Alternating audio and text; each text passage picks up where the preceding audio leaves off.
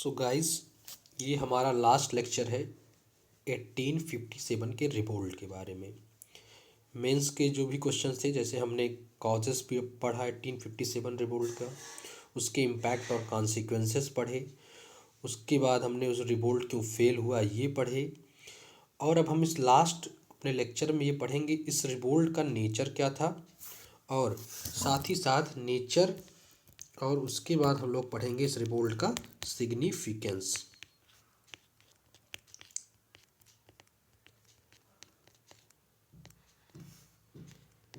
Nature और significance. तो सबसे पहले अगर हम 1857 के रिवोल्ट के बारे में बात करें तो इसके नेचर को लेकर दो पर्सपेक्टिव है राइटर्स की, जिसमें पहला पर्सपेक्टिव है सेपोय मुटनी का और दूसरा है फर्स्ट वार ऑफ इंडिपेंडेंस का। तो दो राइटर्स या दो व्यू रखते थे राइटर्स। कुछ राइटर्स इसको सेपोय मुटनी मानते थे और कुछ लोग इसको नेशनल वार ऑफ इंडिपेंडेंस। सेपोय मुटनी मानने वाले के नाम आप देख सकते हैं, जैसे Syed Ahmad Khan, Munshi Jeevan Lal, Stanley Lawrence etcetera. और नेशनल वार ऑफ इंडिपेंडेंस जो लोग मानते थे उसमें Karl Marx, B D Savarkar, Ishwari Prasad, Tarachand etcetera. अब हम लोग जानते हैं कि सेपोय मुटनी कहना इस रिवोल्ट को सही होगा कि नेशनल वार ऑफ इंडिपेंडेंस कहना सही होगा, या डिफरेंट पर्सपेक्टिव में से किस पर्सपेक्टिव को हम लेके चलें। तो जैसे एक सिक्के के दो पहलू होते हैं, वैसे ही 1857 के रिवोल्ट के दो नेचर थे और उन दोनों नेचर के बारे में हम चल रहे हैं पढ़ने। अगर हम इस रिवोल्ट के नेचर के बारे में बात करें तो हमें अपना एक बैलेंसिंग व्यू देखना होगा, बैलेंसिंग व्यू देना होगा। तो अगर हम बात करें इसे, तो सेपोय मुटनी कहना इसको गलत इसलिए होगा क्योंकि इसमें नॉबल्स और सेपोय के साथ साथ कुछ कॉमन मासेस ने भी पार्टिसिपेट किया था। तो इसलिए इस रिवोल्ट को अगर हम सेपोय मुटनी कहें तो वो भी गलत होगा, और अगर हम इसे नेशनल वार ऑफ इंडिपेंडेंस कहें तो वो भी बहुत ज़्यादा फार फ्लेस्ट हो जाएगा, फार फेस्ट हो जाएगा। तो सेपोय मुटनी क्यों नहीं कह सकते?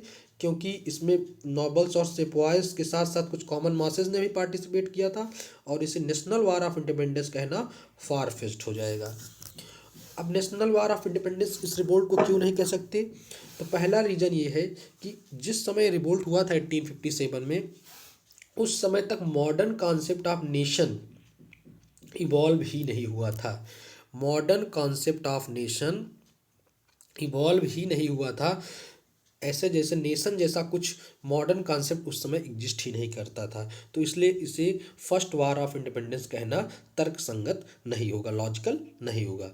सेकंड बात करें तो जो ये रिवोल्ट हुआ था, ये जो मुटनी हुई थी, ये स्टार्ट हुई थी लोकल ग्रीवांसेस के अगेंस्ट, ना कि ब्रिटिश इम्पीरियलिज्म के अगेंस्ट या ब्रिटिश एम्पायर के अगेंस्ट। ये स्टार्ट किसके हुई थी? लोकल ग्रीवांसेस के अगेंस्ट, और जो कि डिवाइड था, मतलब उसमें कोई भी नेशनल आउटलुक नहीं था। उस रिवोल्ट में कोई भी नेशनल आउटलुक नहीं था। अगर हम बात करें अपने थर्ड पॉइंट की, तो ये रिस्ट्रिक्टेड था। कहाँ रिस्ट्रिक्टेड था? नॉर्थ और सेंट्रल इंडिया, जैसे यूपी, एमपी, बिहार जैसे एरिया में। और जो मेजर प्रेसिडेंसीज थी उस समय, जैसे बॉम्बे, मद्रास, बंगाल से ये अछूता था, मतलब उसमें इस रिवोल्ट ने कोई पार्ट नहीं लिया था। अनप्लान्ड था, इसकी कोई प्री प्लानिंग नहीं की गई थी, कोई एक रोड मैप नहीं तैयार किया गया था रिवोल्ट के लिए। ये जनरली स्टार्ट हो गया एक सडन इवेंट के रूप में। स्पॉर्डेक था, मैंने बताया कि ये कुछ कुछ प्लेसेस पे हुआ था, जैसे कानपुर, फिर झांसी, फिर दिल्ली, फिर आरा। तो ये पैन इंडिया इसका सब नेचर नहीं था, ये स्पॉर्डेक और लोकलाइज्ड था। तो ये हो गया। लेकिन अगर हम बात करें तो एक चीज़ इन लोगों में कॉमन थी, वो जो लोग रिवोल्ट कर रहे थे वो लोग एक कॉमन फीचर से आपस में जुड़े हुए थे, बाउंडेड थे। वो फीचर था हेट्रेड। किसके? जो हेट्रेड था किसके अगेंस्ट? एलियन ब्रिटिश रूल के। जो ब्रिटिश रूल है, ब्रिटिश की पॉलिसी ऑफ इम्पीरियलिज्म और कॉलिज्म के अगेंस्ट में हेट्रेड था। उस एक कॉमन फीचर से ये जितने भी रिवोल्ट करने वाले लोग थे ये जुड़े हुए थे। तो अगर हम कह सकते हैं कि ये पैन इंडिया नहीं था रिवोल्ट, क्योंकि ये कन्फाइंड था नॉर्थ और सेंट्रल इंडिया में, और साथ ही साथ ये कहीं ना कहीं एक कॉमन गोल को लैग कर रहा था। जितने भी लोग रिवोल्ट कर रहे थे उनके अपने लोकल रीजन्स थे, जिसके कारण से उन्होंने रिवोल्ट में हिस्सा लिया।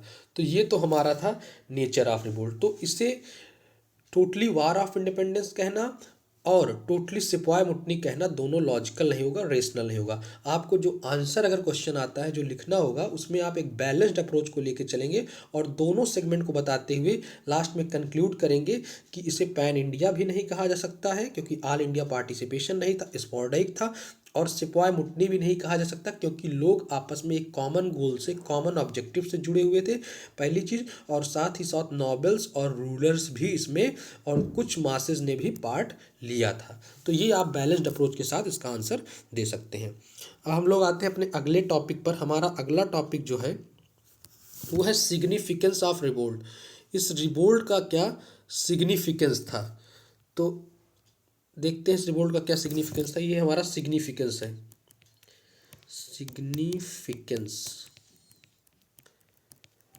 इस रिवोल्ट के 4 सिग्निफिकेंस मैंने लिखे हैं, देखिए कौन कौन से था।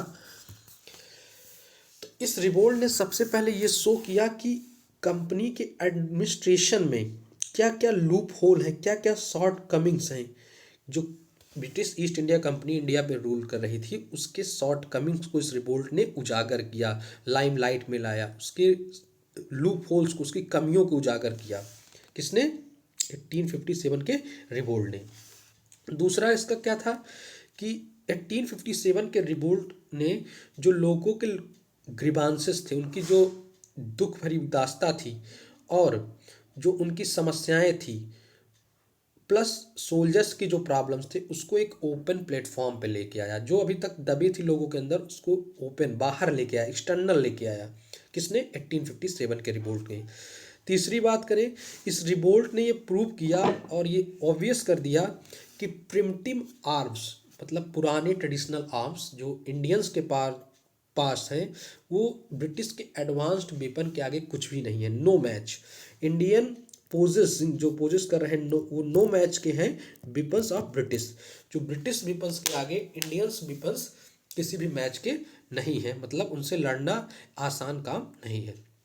और हम फोर्थ अपना बात करें कि रिवोल्ट ने established local tradition of resistance to British rule which were to be help in the course of national struggle for freedom. इसने जो लोकल ट्रेडिशन था भारत का स्ट्रगल करने का, रेजिस्ट करने का ब्रिटिश के इम्पीरियलिज्म के अगेंस्ट में, उसको इस्टेब्लिश किया कि हाँ, इस लोकल वे के तरफ से इसको इस्टेब्लिश किया कि इसके द्वारा स्ट्रगल किया जा सकता है, जिसने फ्यूचर में जो भी मूवमेंट हुए फ्रीडम स्ट्रगल के, जैसे कि नॉन कॉपरेशन मूवमेंट हुआ, सिविल डिसोबीडियंस मूवमेंट हुआ, इंडिविजुअल सत्याग्रह हुआ, क्विट इंडिया मूवमेंट हुआ, इन सब मूवमेंट में एक अहम योगदान दिया। और इस रिवोल्ट का एक इम्पोर्टेंस आने वाली रिवोल्ट में बहुत ज़्यादा था। तो ये तो था हमारा नेचर और सिग्निफिकेंस ऑफ 1857 रिवोल्ट। तो इसी के साथ ही हमारा जो 1857 का रिवोल्ट का चैप्टर है वो पूरा ख़त्म हुआ, जिसमें हम लोगों ने पढ़ा 1857 के रिवोल्ट का इंट्रो पढ़ा, उसके काजेस पढ़े, उसके साथ साथ उसके